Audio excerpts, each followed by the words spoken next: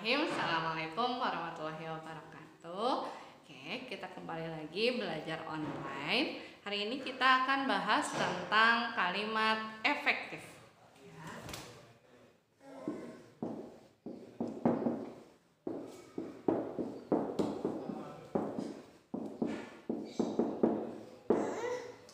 Nah, jadi apa yang dimaksud dengan kalimat efektif itu? Jadi apa yang dimaksud dengan kalimat efektif ya? Jadi kalimat efektif itu adalah kalimat yang jelas, yang singkat, padat dan jelas ya. Jadi tidak bertele-tele gitu. Misalkan dia hanya mengandung unsur subjek dan predikat. Ibu pergi gitu ya. Ya, jadi tidak terlalu bertele-tele, langsung ke intinya. Oke, kita lihat di halaman 46 ya.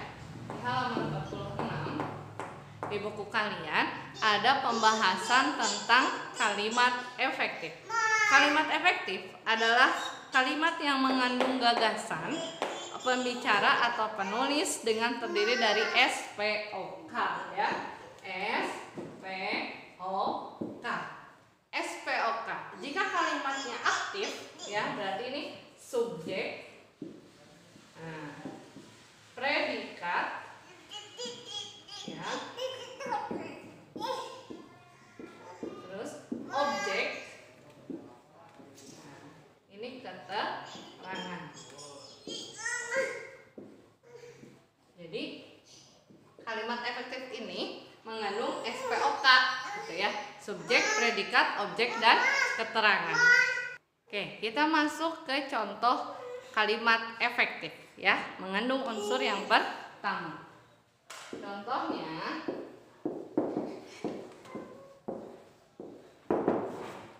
Ibu Fatmawati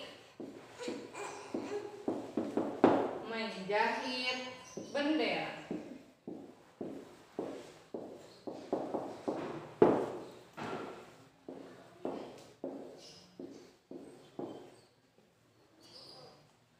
Oke, jadi contohnya kalimatnya adalah Ibu Fatmawati menjahit bendera. Oke, sekarang kita analisis dengan unsur-unsur kalimat.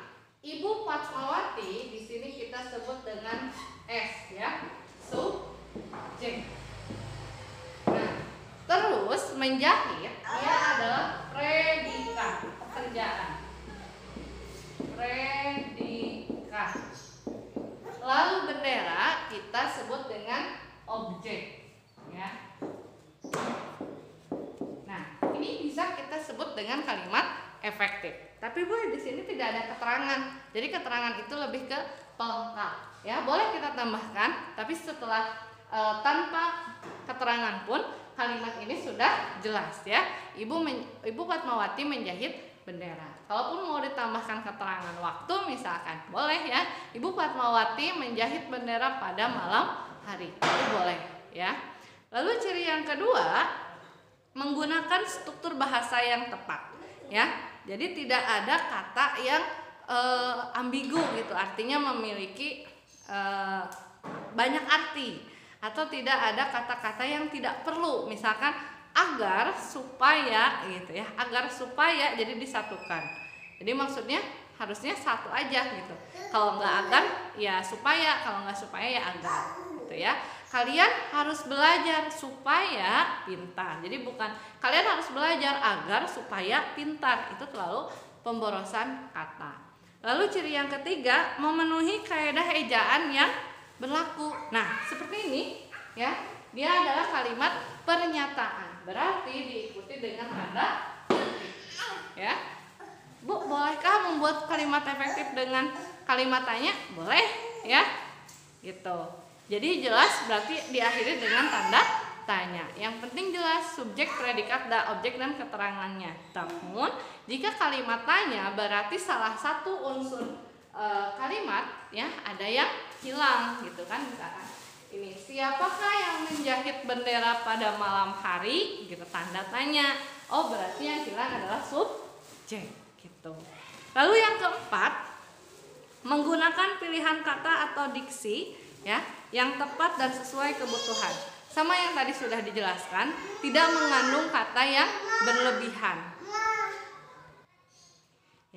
Jadi menggunakan atau memilih kata diksi artinya kata yang tepat, tidak berlebihan.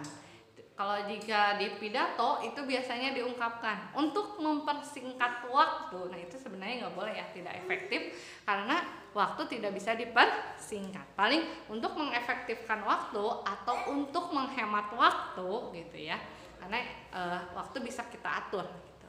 Oke, jadi demikian penjelasan kalimat efektif ya. Tugasnya kalian membuat 5 ya. Tugasnya adalah buatlah ya 5 kalimat efektif ya,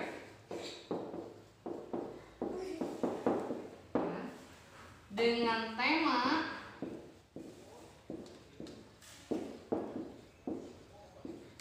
sejarah kemerdekaan.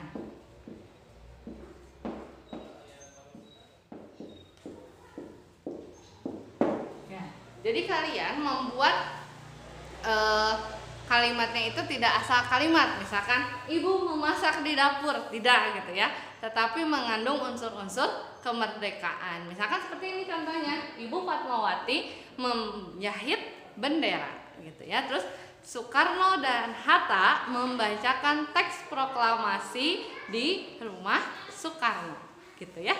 Oke, silahkan dikerjakan, jangan lupa absen. Terima kasih atas perhatiannya. Wassalamualaikum warahmatullahi wabarakatuh.